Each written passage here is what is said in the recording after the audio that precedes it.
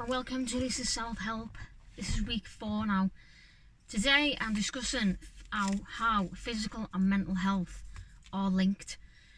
So I'm going to jump straight in like I usually do. So I used to get myself in a pattern of thinking, if I wasn't thinking or worrying about family, that would make me a bad person. So I learned just through the process that I was doing nothing but making myself ill with the thoughts I was having.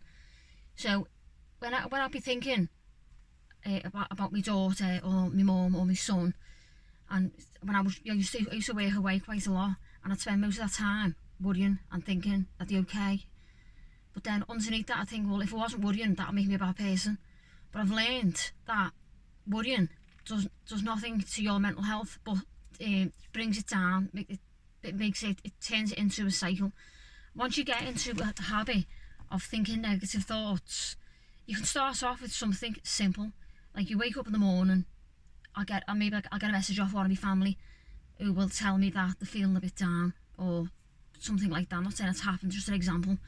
So that'll be a trigger, and then the rest I'll find myself then for the rest of that period of time thinking about that person. And then because I'm thinking negatively or worrying because I'm thinking about it, I will then go on to think, well, if that's happening, what else is happening? And then it will just snowball. Your thoughts will snowball and grow. It will start off like a little ball, like a ball, and you've got a snowball and you're rolling it. It'll start off small, and as you're rolling that into the snow, it goes bigger, doesn't it? Your thoughts are the same. As you're thinking about that one person, that one thing you've been told, if you keep thinking about that, it'll gather momentum, and your thoughts will create, and it'll grab anything that's in its way as you're going along. So you're thinking about that thing, and as you keep on thinking about that, other things will come up through the day. And if you hang on to that one worry, one concern, other problems will just jump on board, and it will roll, and it'll roll, and before you know, you've got a big massive snowball you're having to carry around with you for the rest of the day. So the way I've learned to deal with things like that, I learned these techniques off a councillor. I went into the councillor, and I can't imagine the state of my mind at the time, but she just taught me different techniques. She'd said to me, obviously after a couple of sessions, she started introducing these techniques. So she said to me, go home after the session and spend this week writing down your thoughts, your feelings, any concerns you've got. So put them onto a list, onto a piece of paper, and read them back. She said then, and sit and think about them, and get a pen and put a line through any of them thoughts, feelings or concerns you've got that you cannot change. So I went away and I thought, I don't know about that. But then one day I was sitting there, and I was in work at the time, and I was feeling so anxious. It was one of those shifts where you're sitting there, everyone's in bed and everything's dead quiet, and your mind just starts ticking and ticking and ticking. And my snowball was gathering momentum, and I literally felt desperate. I just thought, I don't know what to do here. I thought, right, I know, I'll use that. So I got a pen and a piece of paper, and I started writing down things like, I just wrote down worry, concern. I wrote down family members' names, and I felt strange doing it, because it's a strange feeling, because you feel as though you're sort of wiping it out, like they don't matter. That's not the case. So I forced myself to do it anyway. It felt uncomfortable and it felt strange, but I done it anyway. So I wrote down the things specifically that were causing me concern at that time, which was my daughter, my son, my mum. Everything was a concern, to be honest with you. I was just getting bombarded with my thoughts. Things weren't even really happening. It was just my thoughts were gathering momentum. So I wrote down these couple of names, and other things like work at the time used to get me down a little bit. Little things in work that would concern me. So I'd write them down, and then at the end, once I started going with this list, that was like a snowball of its own. I just started, just writing everything down. So then I started writing down other things, just little things like my health. I wrote down my health. I wrote down the actual words anxiety. I wrote down overthinking. So I physically wrote that down, overthinking. Forward thinking, forward planning. Tomorrow, yesterday, I wrote that. And then I just went through the list, and I thought, right, what things can I not change here? What things have I got no control over? So things like my daughter's life, my mum's life, my son's life, choices that certain people were making in work, things like that, things I cannot physically change myself. I got a pen and I draw a line through them all. I have discussed this in other videos a couple of years ago, and it worked instantly. But then the things you don't put a line through, which now, to be honest with you now, like through time, I just started to put a line through everything. When I seen the effect it was having on me, I thought, put a line through everything. But at the beginning, I was putting a line through things like family, things that you can't change. Now, things I could change was things like maybe at home where the house was getting into a bit of a state, or things were getting a bit untidy, things like that. I'd say like I put on the house decorating. God, there's one thing, right, that used to really bug me, because you think I need to get it done, but it get me down because I wouldn't have the time to do it. So I wrote that down, housework, and I would things like that. I wouldn't have to put a line through it. Back then I didn't put a line through it because they are things I could change. So I just put a line through the things I couldn't change. And you know the feeling I got straight after it? This is something that you can do right now, and you'll realise it works instantly. It's not a thing where you get this self-help advice and you try it and it doesn't work. You will try this and you will see the benefits instantly. But it's going to be hard to write down certain things because you feel as though you're just going, pushing it away, and it's like you've physically got a person there and you're going, but it's not. It's just, for example, right, say I had a friend who's really close to me, and they've got really bad problems going on in their life, and it's really getting me down. So I'll write, say, just think of a random name out of the air, say Claire, right? Say I've got a friend called Claire. I'm not going to use people's names because I don't want to make it personal to people, but say I've got a friend called Claire, right? And she's going through a horrendous time. She's lost a family member and whatever else is going on, and it's really bombarding my feelings through the day. So I'll write her name down, Claire, and I'll put a line through it, right? And the feelings you get after that, it takes away the edge. It takes away the edge, and it makes your mind distance yourself from the problem, from the worry and from the concern. I'm not saying my friend will be a problem, but I'm saying it distances you from that concern, from the feelings you're getting from it, which makes you stronger then. So say Claire phones me, I put a line through it. Claire phones me, hiya Claire, I'm not so like, because you can get feelings of fear and frustration, resentment. When someone's bringing you down like that, whether it's intentional or not, it's natural to feel resentment. So when you put a line through it, it sort of it puts a barrier between you and that concern. You've got a bit of a space there now, so you can sort of look at it as you're observing it, rather than you're feeling it and it's in you and it's taking control. So that's just a little starter for the video. That's just a little piece of advice right at the beginning. So I'm going to go through my list now. So things I've researched, looked into, things like that, is the body will react to your thoughts. So whether that thought's a real, actual thing that's going on in your life, or something you're dreading that could possibly happen, your body is going to react to that as if it's happened. If you think about it enough, if it's a thing that's got enough fear in it, that's creating fear in you, your body will react to that. You'll start feeling the feeling of fear. Your hands will start sweating. You'll start maybe stuttering or talking fast. Your body will react. If you just notice that now, if something triggers you, or if say you have a thought that comes in your head, notice how your body's reacting to that. And a perfect example of that is, if you get a lemon, right, if you physically do this now, if you get a lemon in your head, right, in your head, you've got a lemon in your hands, and you've got a knife, and you cut into that lemon, and now just imagine in your head that you're putting that lemon in your mouth and you're squeezing it, so you're getting all that lemon zingy things that make your eyes water. Imagine that. My mouth now is watering, speaking about it. Your mouth will start to water, your eyes will start to go like watering. You get that, you get that feeling of, like you get from the lemon. But it isn't even happening. I haven't even got a lemon here, and my body's reacting to that thought. So this is what happens with your thoughts. Stress can be an advantage.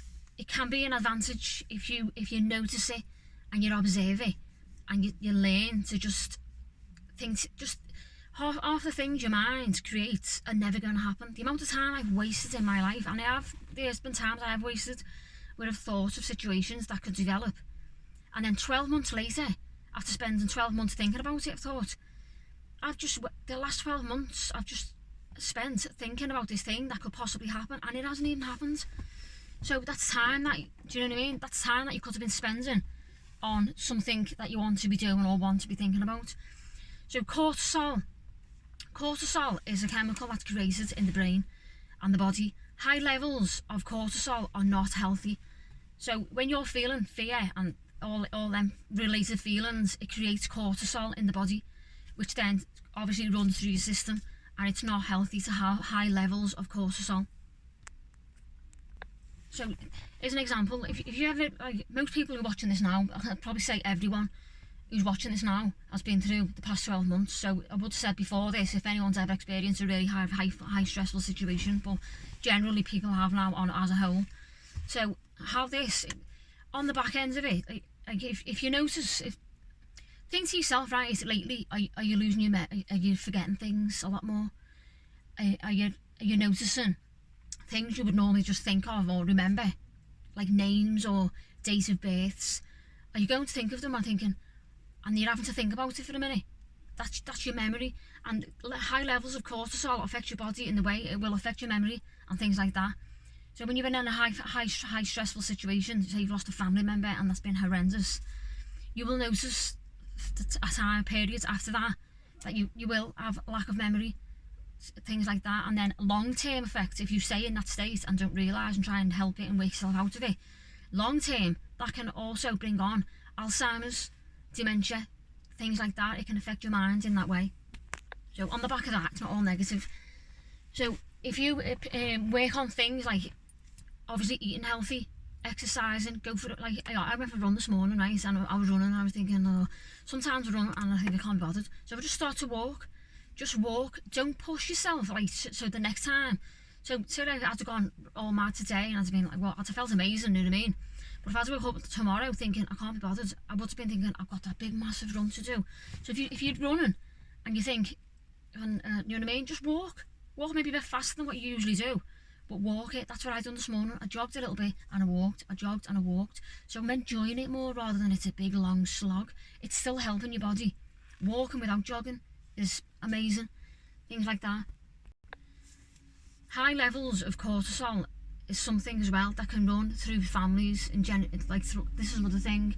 You'll notice me speaking some things a lot in the videos because they're all linked. So high levels of cortisol could run in families. Like I have said before, my Nan has Alzheimer's, and she did live a high pace life.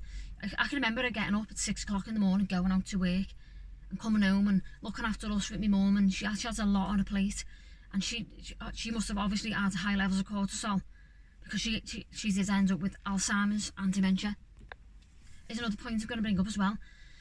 I don't know if most people have heard of this. I think they probably have, but have you ever heard of the thing called the placebo effect?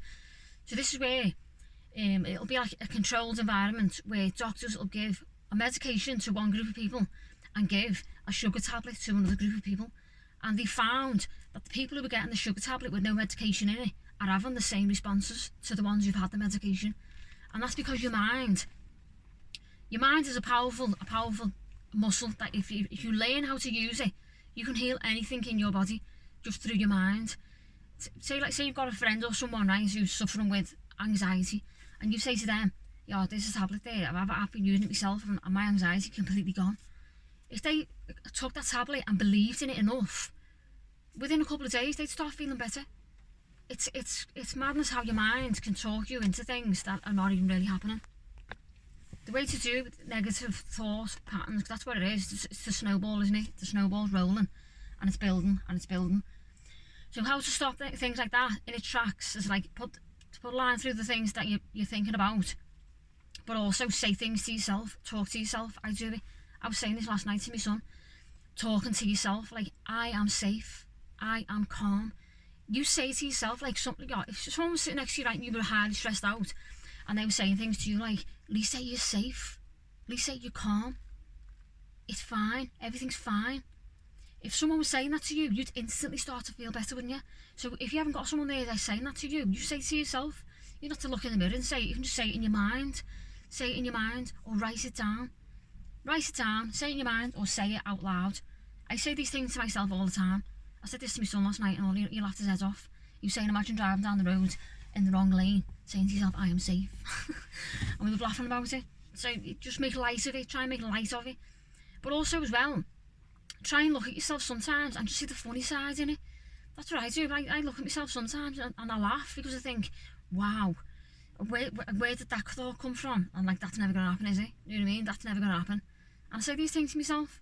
I am safe, I am calm, I am confident. I'll get a thought and I'll say to myself, that's not going to happen, is it? Do you know, like that? Something else and all that I found really helpful is to realise that you are not your thoughts. And what that means is, sometimes when you get a thought, you'll think to yourself, because I'm thinking it, I'm a bad person. Or because I'm thinking it, it must be going to happen. It's not the case. You are separate. Your thoughts are there, and then there's you. This is anxiety. Anxiety puts these things in your mind. It's not a thing of like, I've had these thoughts now and that's the kind of person I am. I have had in the past the most horrendous thoughts, and then I've felt absolutely horrendous for thinking it. But learning through the process I've gone through my own self-help, I've learned that your thoughts are not you. My thoughts are not me. Well, they're not even my thoughts. They're just thoughts. They're just thoughts that come in your head because you've been through a stressful situation, and they're in there. So you've got to think to yourself, when you get a thought, think to yourself, that thought is not me. That's not my belief. That's what you say to yourself. No, that's another powerful thing to say. So you get a negative thought in your head, say to yourself, thank you for that, but that's not my belief anymore.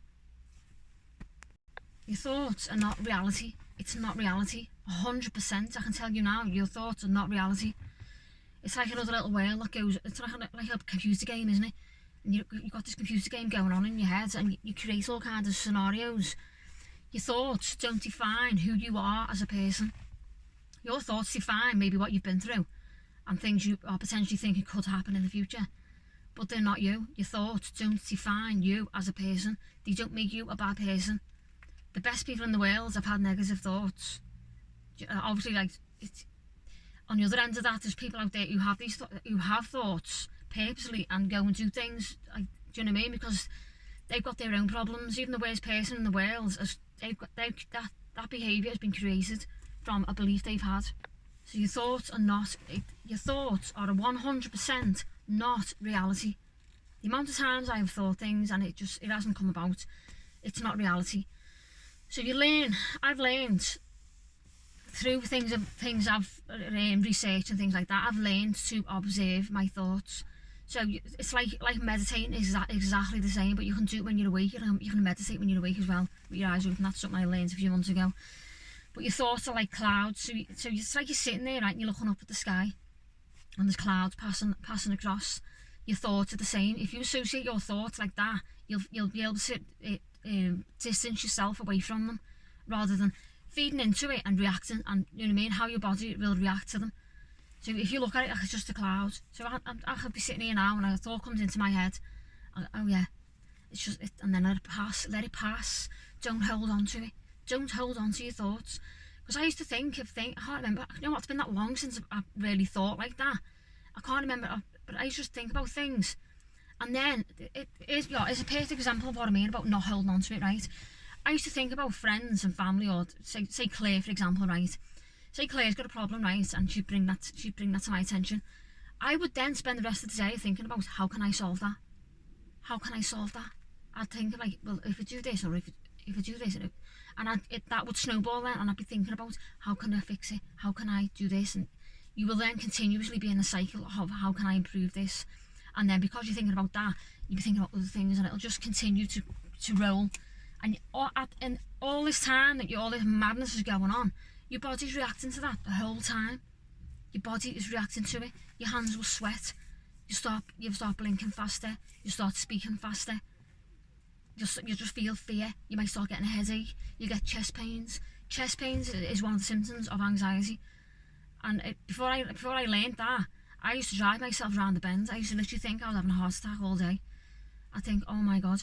And then just through life in general, just through finding out and looking into things, I've learned anxiety can create so many symptoms in your body that your body it's not a genuine illness. It's anxiety. And you know when people say to you, it's all in your head, like people say that to me, right? And I think I would my body and my mind respond in the way of someone would say to me, Lisa, it's all in your head. And I think they don't understand this. It's all in your head. And I would think that they're thinking I'm making it up. When they said that to me, I was instantly feel like they think I'm making this up here. They think I'm just saying it. But it wasn't. It's not the case. It's right what they're saying. But I took that in a different way than what it was meant. I misunderstood what that meant. It's funny, isn't it? I've just been sitting there the other night saying about getting pains in your chest. I've got a little pain there. Do you know, I haven't had a pain all morning.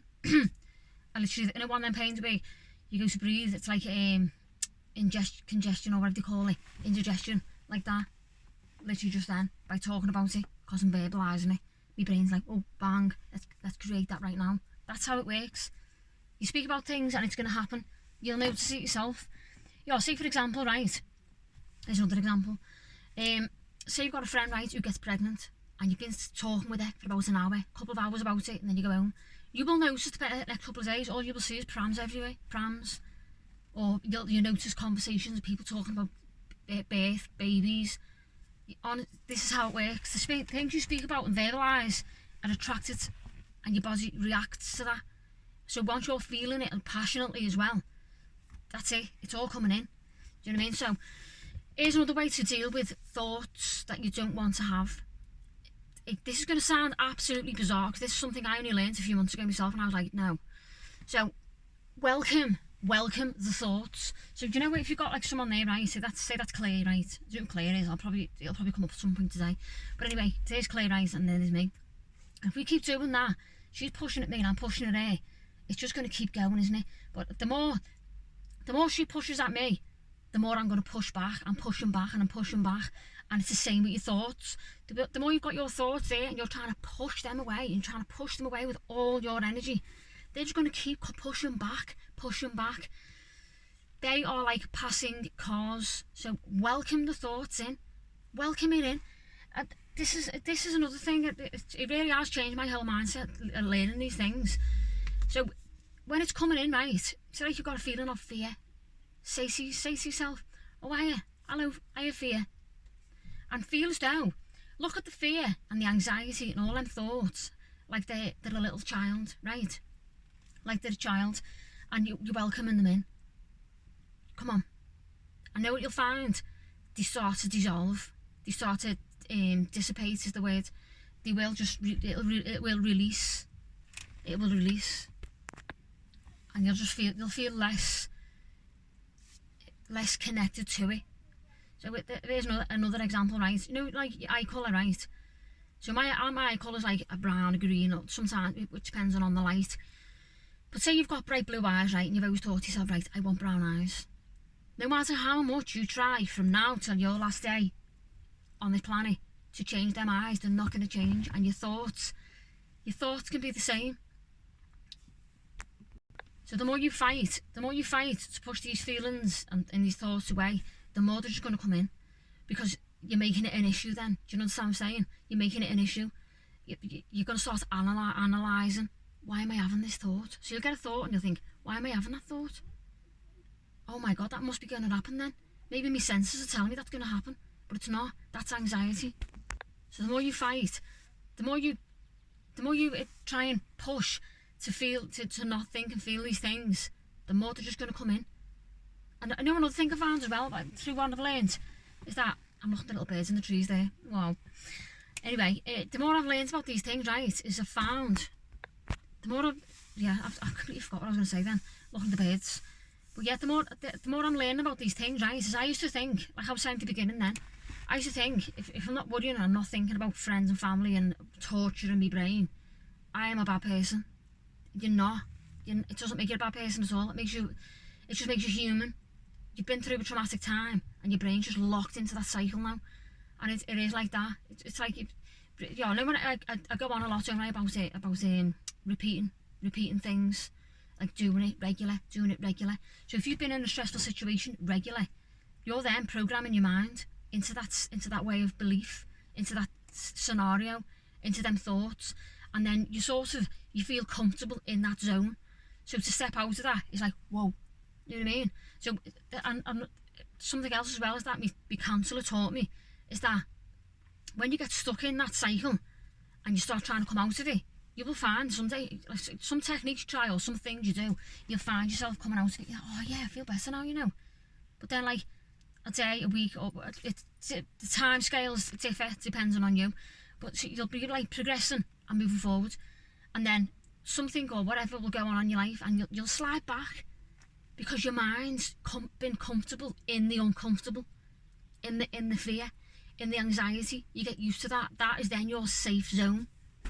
That's your safe zone. You feel safe there, so your mind's going to automatically want to go back there. It's like when you're in a relationship, isn't it? If you're not happy, you leave, but you'll go back because it's what you know.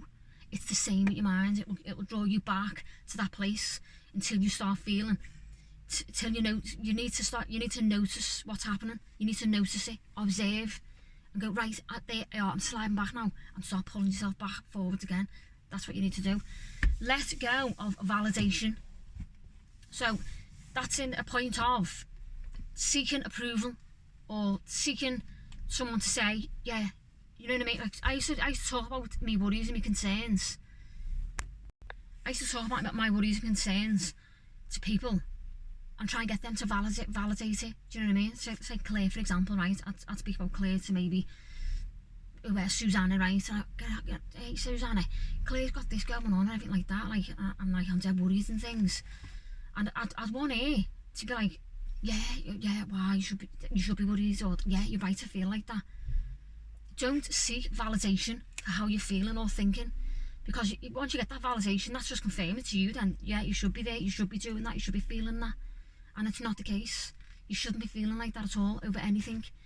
When you're born with a brand new, fresh mindset, and you're just open to the potential of your life. And that falls into other things as well. Just validation in a lot of things. I can use a lot of examples. Like sometimes it's good to get validation if you don't, say you're in a working environment and you're not sure about something. Get someone to confirm to you that you're doing the right thing. Obviously, for your work or things like that. But some things you don't need validation for. Like I'll use me singing again as an example. So say I'm on stage and I'm singing and I'm doing my thing and everything like that. I used to want or need someone to validate that I was doing things, that I was doing what I was meant to be doing. You don't need a validation for that at all. All you need, your feelings tell you everything you need to know. So if you listen to your body, you listen to your mind, and listen to your thoughts. Obviously, if they're giving you positive thoughts, listen to them. So listen to your good vibrations. When your heart's racing with adrenaline and you're excited, that's what I mean. Listen to that. That's your validation. You don't need validation off anyone else. No one else can tell you what makes you happy or makes you sad. Only you. You are the expert on your body and your mind. No one else is. You're not even a counsellor. Like sometimes speaking to doctors and things like that help you 100%. But like sometimes getting validation can help if it's a helpful kind of validation. Then yeah. But try and look to yourself first. Once you get that strength in yourself to validate yourself, you very rarely need it from anyone else. So say you had two wolves, right? This is a thing I seen somewhere years ago, and I remember working in the Kids Secure and speaking to them about it, right? So say you've got two wolves, right? You've got one wolf there and one wolf there, right?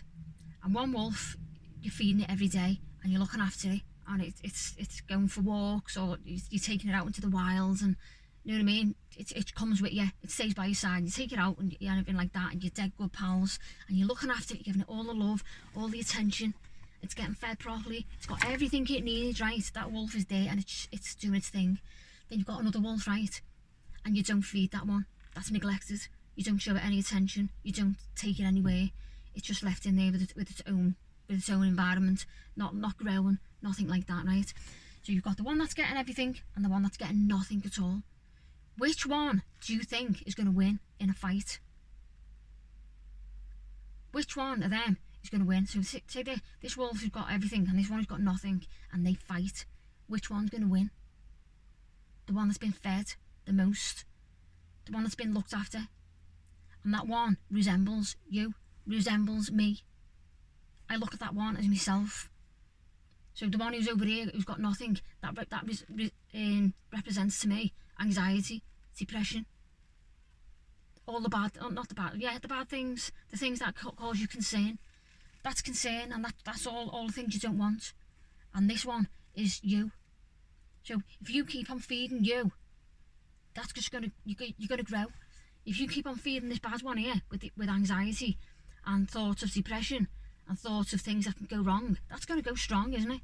And when they fight, so your good side and your bad side, your good side and your unhealthy side, shall I say, when they fight, the one that's gonna win, the one that's gonna come up stronger, is the one you focus on most.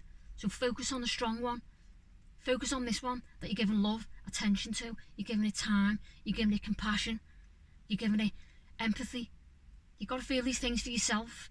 Give yourself empathy. Give yourself understanding. Give yourself just kindness. Be kind to yourself. People speak about being kind to each other, but that starts at home, in you. If you're kind to yourself and you're more calmer, you're going to be kind to other people anyway. That's how it works. It's the laws of nature, isn't it? It's the laws of nature. In nature, animals are born and they're out there having to fend for themselves. They're having to go out and get their own food and things like that. They've got no choices. So they just do what they're doing.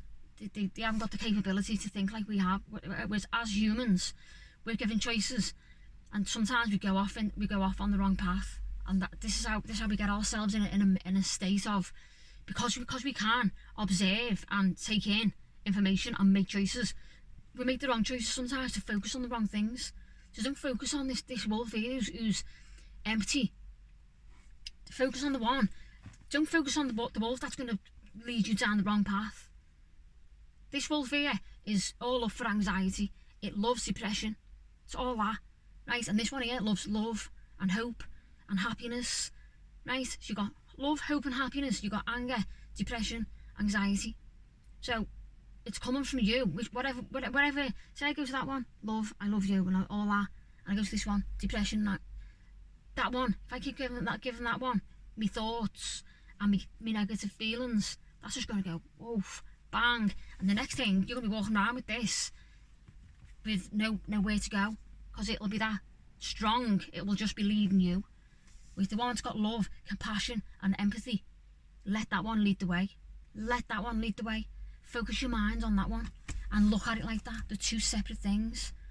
All these thoughts and things like that are created from anxiety. If you look into it yourself, I learned anxiety and depression are two separate things. That's what I learned very, very back years ago when I first started looking into it.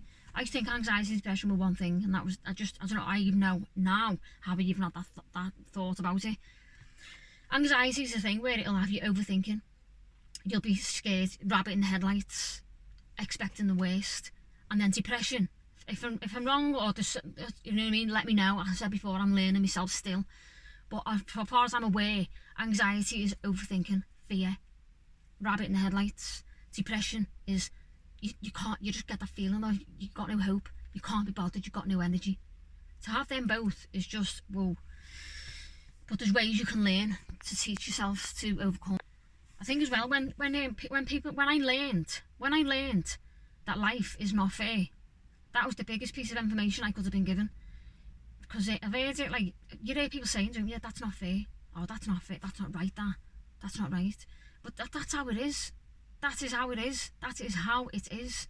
You look around in your life at people. Not everyone's equal. Not everyone's got the same things. Even in nature, it's like that. You'll get a bird, so you see a pigeon walking around with one leg, and you've got one next to it with two legs. You know what I mean? Life is not fair, and it never will be. You've got to play with the cards you've been dealt, and be grateful for what you've got. That's the key to it. Once I learned things like that, another thing, right, I write down on my paper when I'm putting a line through things is a massive game changer. You write down self-pity, put a line right through that, because self-pity creates nothing but poor me. And then when you're thinking poor me, you think the world owes you something, and it doesn't. Doesn't matter what you've been through. 100%. Self-pity is nothing but poison. I've worked with some people who were in the most horrendous situations, and I just don't feel pity for them. I don't feel pity, because I know if I sit there going, oh, I know, oh, they're not going to get strong. They're just going to feed into that, because that will instantly give them something. Do Do you know what I mean? When you get kids who self-harm and things like that, it's because they've had feelings that they can't cope with, right? And then they've cut them. Like, I don't know I don't know everything about this, but I'm just saying my little opinion on it. You know what I mean? I know some people genuinely self-harm because it's a release or it's a way they've got control, right? I know that. But then there's another group of people who self-harm because they do it, and then say they're in a care home or they're at home with the parents, so they'll cut themselves and they'll see the reaction they get, and they're like, and because they're feeling that lost inside, they don't know how else to get attention. So I've got to be careful saying things like this because I don't want to feel like I'm saying everyone's attention seeking, because it's not like that. I know there's genuine people out there, and even the ones who are doing it for attention, they're only doing it because they're lost inside, but they get addicted to that. So what I'm saying, like, put a line through self-pity. If you get rid of self-pity, you are then on the path to growing and making yourself strong and not relying on somebody else. Because these people, some people who do these things, they will then cling on to the wrong people. Say they get a reaction from what they've done, and it's someone who's not got their best interests at heart. Let's say that person's got them. Then they're giving them all our attention. Oh, come here. Oh, come on. And then that child, adult, whoever, is relying on that person then for that feeling that they're getting from them of security, but it's not security they're giving them. They're drawing them in to use them for their own advantages. I've seen that so many times. Yeah, so self-pity blocks growth. I've been guilty of it myself in the past. I've been guilty of it as hell. So things happen and you put it out there on social media and you want people to go, oh, I've done it myself.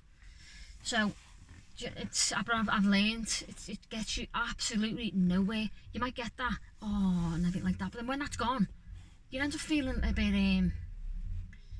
it makes you feel more down, because when people go, oh, you tend to think, oh, I must be in a really bad situation then, mustn't I? And it makes you worry more. Do you know what I mean? So going back over what I just said there, right? Your mind basically is trying to keep you safe.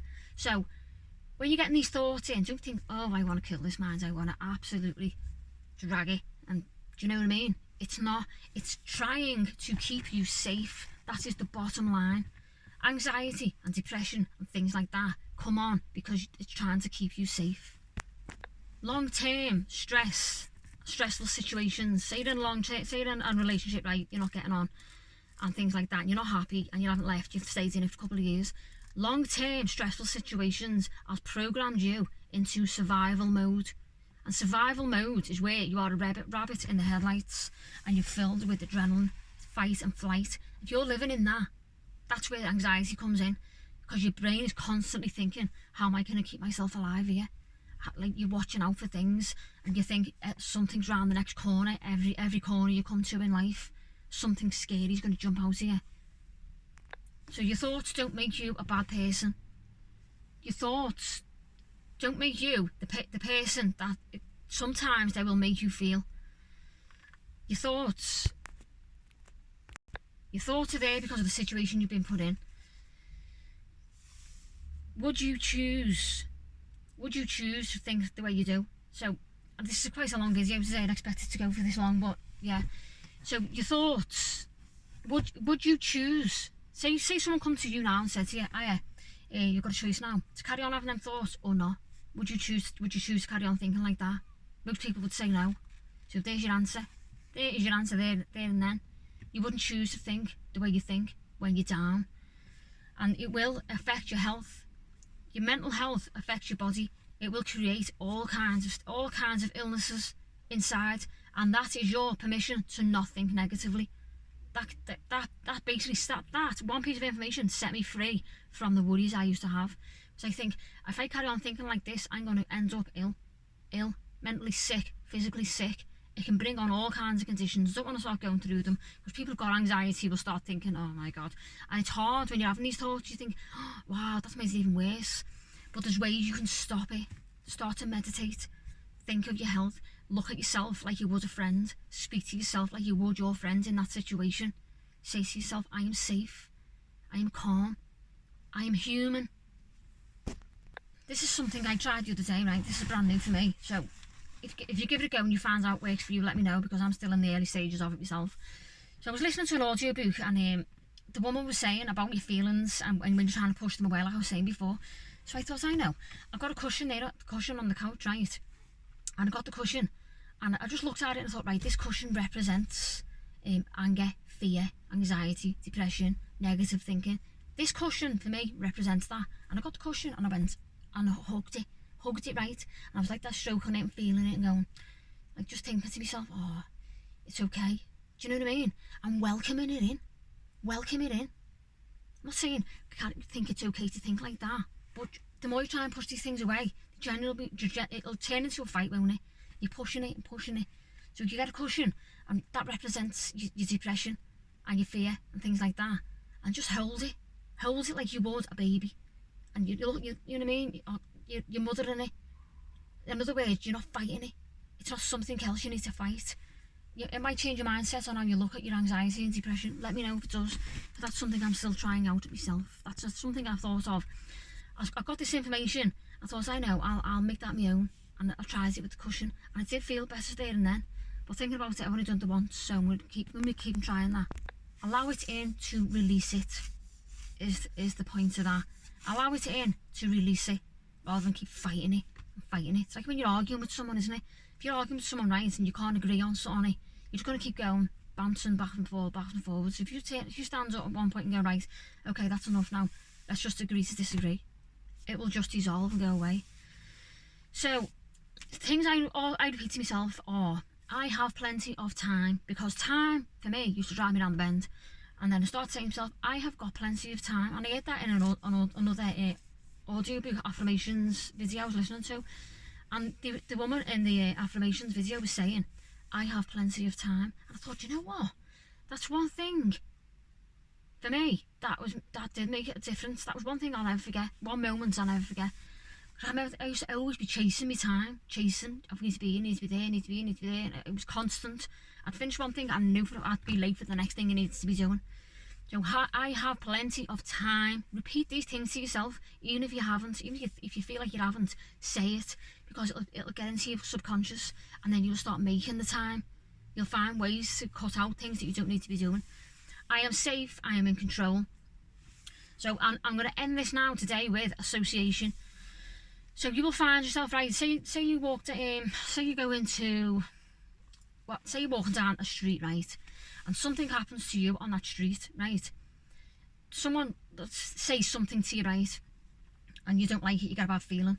So then you pot it off, and every time you go down that street, you're going to remember that, and you're going to associate that street with that feeling, aren't you? So what you need to do with things that have caused you a problem, say, I'm going to use this example, right? Say I was younger, right, about 12, and I was in a park, right, and something happened to me, or I'm not saying anything has happened. I have had near misses, right? So I was in the park one day, and this fella was standing there, and he had just a big overcoat on, and he went like that and flashed me, right? This actually did happen in a park where I used to live. I ran home screaming. I'll never forget it. So for me, I probably could do with doing this. So I could get. You've got to change how you associate that place, right? You've got to try to reframing it, is what they call it. So if you type into Google reframing a bad situation, it'll come up with more information on that. So if I went to that park, for example, right, and I'd something I love to do, like, they say these videos I'm making now, I did do one of these the other day in front of somebody, verbalised it, what I'm doing now in front of somebody. That was my first one. So if say I went to that park, right, and say the example, the virus were in here, right, before the virus, and I had a group of people who were willing to listen to me, and they were all sitting down. So if I went to that spot where that thing happened years ago, and I spoke about the paradigm or meditation, one of the sections, because they do go on a bit long, this is even longer today, but so I went to that spot, right, and people sat there and they listened to me, and I spoke about the paradigm, right, and I spoke about that for an hour or 40 minutes, whatever it is. And I've had a good experience from that. And so I got brilliant feedback, and everyone was sitting there clapping at the end. Oh, Lisa, that was amazing. Or they made me feel really, really good. Right? That would be me then reframing that situation, reframing that place. Then the next time I go there, I'll be less likely to think of the negative thing that happened, and more likely to think of the good. Because good will always prevail. Good will always come up over bad. So if you get something to feel good about, say you're feeling really down, right, about something, and something amazing happens to you there and then. I can't even think of an example, you know. But say something amazing happened, and you were just sitting there all down, all twisted, your head was gone, and something amazing, really out of this world happens, right? You're going to be pulled from that negative place straight away, instantly. So good will always pull you out. But you've got the key to it is changing your mindset, changing your thoughts, changing your feelings. And you might look at me and think, how do you do that though? Just repetition, meditating, going for walks. And it might sound like, yeah, I've tried that and it hasn't worked. Do you know why it hasn't worked? Because you just tried it. You didn't continue doing it. I learned that. I've done that so many times. I've tried things, I've gone, that doesn't work for me. And then I've just gone, no, I can't bother. To the point where I was that much around the bend, I had to do something. I went to a counsellor and she taught me things that are just amazing. I'm glad I can do these videos now, because some people haven't got the ability to go to a counsellor. Fully aware of that. Some people haven't got that strength in them to go to see a counsellor. But I've been to counsellors numerous times. I've been to grieving counselling. I've been to general just life counselling. So, and I take things from it. Some people say it's a waste of time. It's not time wasted at all. If you don't get nothing else from it, you've got someone to sit there and listen to you who's not connected. Well, sometimes when you put your problems onto family and friends, you can feel guilty then, don't you? You feel, oh God, because you know what I mean? They're worrying then, aren't they? You speak to someone you don't know, it's different. Do you know what I mean? Especially a counsellor, because the professional, it's all confidential, and obviously unless you're going to disclose something that causes a risk to you or others, they've got to then pass that information on. But it's just something personal, your automatic feelings, you're not causing a risk to yourself or others. You can talk about anything at all, and it's out there, you're verbalising it, you're getting feedback, but they're mainly there to listen. They're not there to give you advice. They're there to give you maybe little tools and little techniques, but they're there to listen more than anything. So yes, let's go do a little quick overview like I usually do. This has gone on way longer. My God, these videos get longer. I'm going to be here all day with the next one. I was aware today and all, I try and make this quickly today because, yeah, but you know what, it is what it is, isn't it? I listen to videos that are like 3 hours long. I listen to them overnight going to sleep. So, yeah, think like that, isn't it? So, health, physical and mental health are linked. Your body will react to your thoughts. You've got no control over that. So whatever you're putting in from the world or your environment, your body's going to react to that. Like the lemon thing, your body will react to it. Cortisol levels are high. That's not healthy, but you can reduce that by just trying to be, I'm going to say just trying to think positive, but I know that doesn't always work. So you've got to learn to program your mind. No way like the media at the minute is. Actually, I'm not even going to talk about that because I don't want to put my own personal things on this. I'm just going to stop myself there anyway. Affects memory, Alzheimer's, things like that can come from it, but you can change things. You can change it. You're not sitting there thinking, oh my God. It's in your power to change these things. So, yeah, sometimes it's not until you get to that dark place that you start to think, wow, I am going to claw my way out of this right now. Honest to God. You're not your thoughts. Observe them. They are just passing clouds, like you're sitting on the side of the road. The cars are passing. Look at your thoughts like the cars. Thank you. Got my notepad here. So when I'm doing it in front of people, I'm going to be flipping it over like that. And then it comes up with an affirmation. What's on here? I am letting go. I don't know if you can see that up the camera. I am letting go on the back of it. So when I've got an audience sitting there and I'm reading my notes, they'll read that on the back all the time. I'm discussing what's on the front. I am letting go. Snowball effects. It will snowball and snowball and snowball until you recognise it, observe it. I thought I'm observing you right now. One of them. I'm going to go busking in a minute. I'm in Sefton Park at the minute. I'm going to finish this up here, what I'm doing. I've just noticed there's a couple of people down there, so I'm going to go and set up and do a little bit of busking. I can't wait. Exciting times. They are passing cars. You can't change your eye colour, so why try? It's your thought. Your thoughts are the same. You can't. Obviously, you can change your thoughts, but the thing, you can't change that go on in your life. Things that go on in your life. You can't change the fact that life hasn't finished, even started with you yet. Some people think they're stressed, right? And you know, if you could look at yourself at the age of 60, you would look back at yourself now thinking, oh my God, I didn't even know what I had coming. And that's how life is. It's not fair. It's going to throw things your way. You've got to learn to deal with them. You've got to learn to deal with it and give yourself quality of life. Quality of life is what you're striving for. Happiness, content, excitement. Life is amazing. Look at, just look at it, you know what I mean? And I say all this all the time. I think people look at me sometimes and think, oh, yeah, all right. But I know how I look at life through my eyes now compared to the way I used to do. There you go. Self-pity, get rid of that. Get you nowhere. It's poison. Self-pity is poison. It will poison your body and it will give you illnesses you can't even imagine. Your mind is only trying to keep you safe. But you tell your mind you're already safe. That's what you need to do. Reprogram that. You're not a bad person for the thoughts you have. Your thoughts are not you. You are you. You were born in this person as a pure person, and that's how you are until your thoughts start chiming in and trying to take over. Bad feelings, cushion. Try the cushion thing. Let me know how you get on with that. I'm going to keep trying that and maybe mention it on my next video next week. Allow it to release it. I have time. I am safe. I am content. And if you've got a place somewhere that you've had a bad experience, try and reframe that. Try and reframe it in whichever way that is. Look into that as well.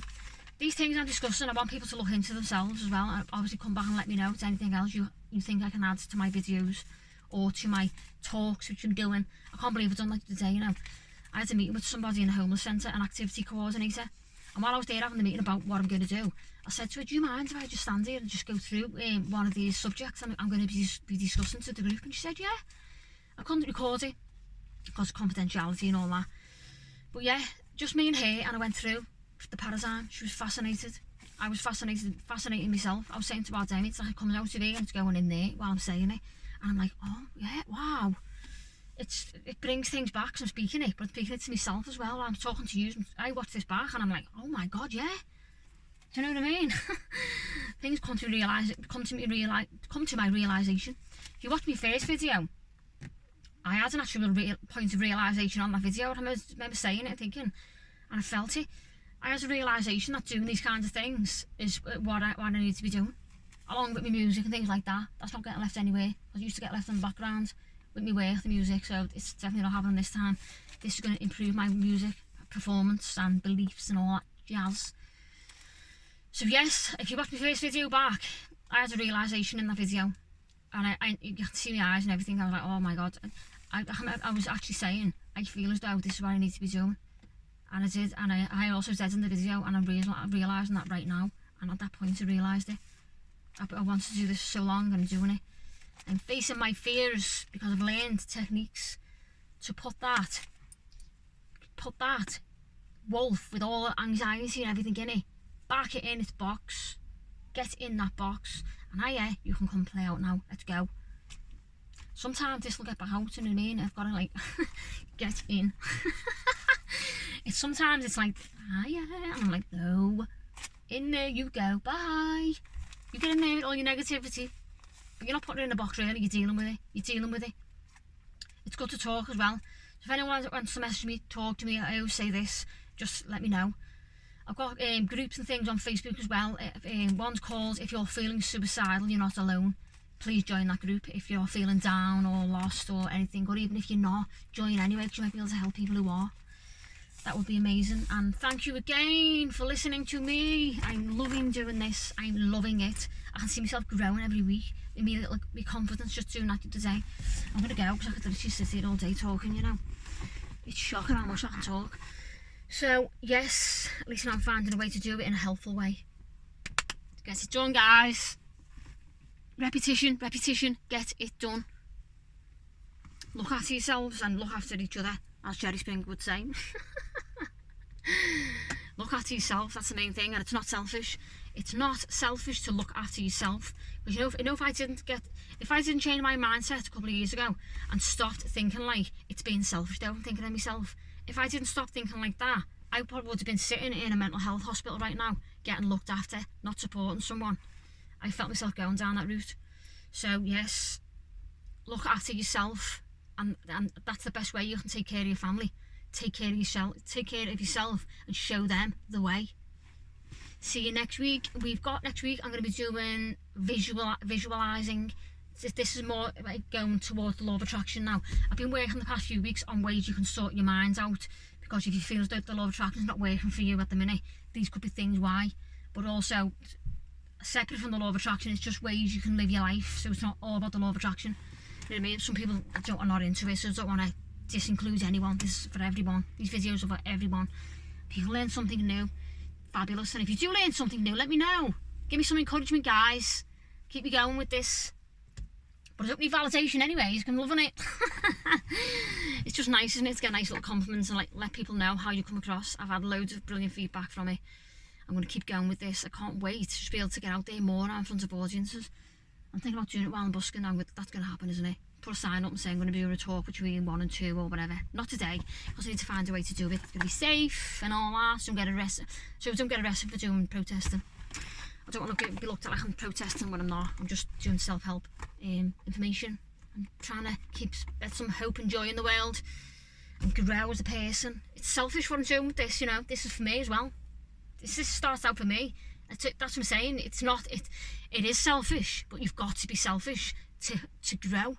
Because if you keep putting yourself everywhere and forgetting about you, you're just going to go like that and crawl into that hole with the depression and anxiety dog. Wolf, whatever it is, aren't you? So think of you like I'm doing now. I'm loving this. This is me in my apple cart. Loving it. It's just one of them, isn't it? That phone rings while I'm doing these videos. You just get knocked off, and it is what it is. You can't be everyone's saviour all the time. Sometimes you've got to save yourself to be able to save others. That is the key message. And if you managed to get to the end of this video this far, well done. Congratulations. Let me know you did. Thank you very much. See you later.